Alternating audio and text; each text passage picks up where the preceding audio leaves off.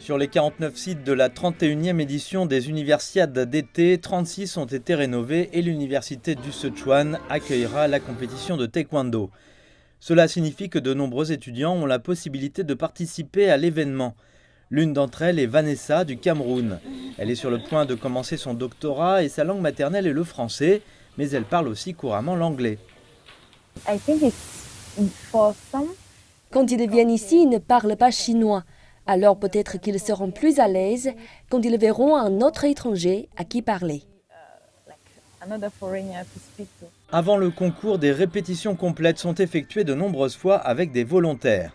Vanessa doit se familiariser avec l'emplacement de chaque installation dans le stade et notamment apprendre à gérer les situations d'urgence. Elle vit dans la province du Sichuan depuis près d'1 an et a été touchée par l'enthousiasme et la tolérance des habitants de la ville de Chengdu. Je pense que les athlètes et les gens du monde entier seront les bienvenus ici. Les habitants du Sichuan sont toujours souriants, ils se sentiront comme chez eux. Il n'est pas facile d'être volontaire pour un concours. Ils doivent travailler plus de 12 heures par jour pendant la compétition, tandis que d'autres profitent de leurs vacances d'été.